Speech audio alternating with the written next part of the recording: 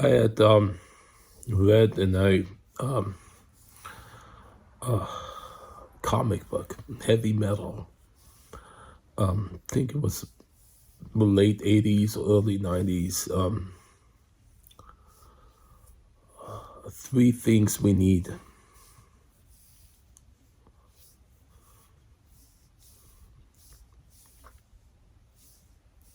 someone to love, something to do, and something to hope for.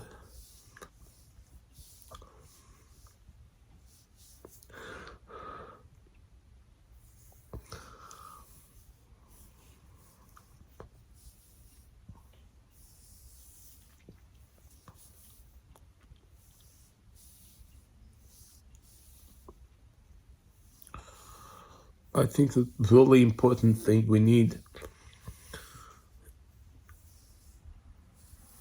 to have the right to speak, to voice something. Something needs to be spoken, and we need not to be scared to speak it.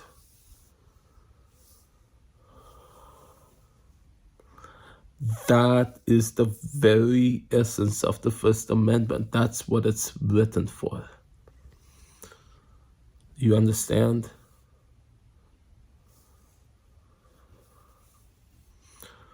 The right to speak something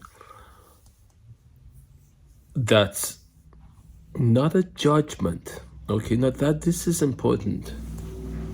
If you can rate the quality or the purity of something that's truth that's being spoken, it's not a judgment. It's not an accusation. It's not a blame. It's not spoken out of spite, you see, or vengeance. And it's not spoken out of anger. People will get angry, and then that gives them prerogative, they feel, to say anything they want and not to reason and make horrible accusations to cover up a truth. And so that's something that you don't want when you're speaking truth. You don't want to convey that. You don't want to receive that, you see, because those are things that cover up the truth, that need to be spoken. They need to be heard and acknowledged. The most basic right and need that we have as human beings in any kind of relationship, parent and child, sibling, love, romantic relationship, employer, employee. And then so there's ways you rate the purity of a statement. Like I was thinking we could, in the Olympics, someone is diving into a pool, and then maybe 10 judges there, and each one has a sign 0 to 10 to rate the quality of a dive in different ways, like the aesthetics of it, the mechanics of it, So if someone says a statement, now we don't do this all the time. She was saying, if we did this all the time, we couldn't speak.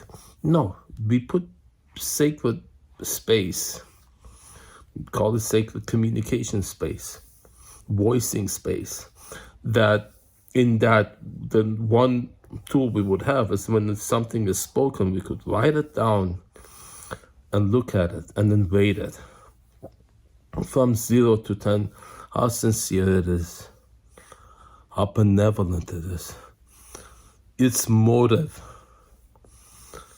how pure is the motive, the intention, what is the intention, You see how pure is the intention of what's being spoken, how spiteful it is, what is the emotion attached to it. You see, and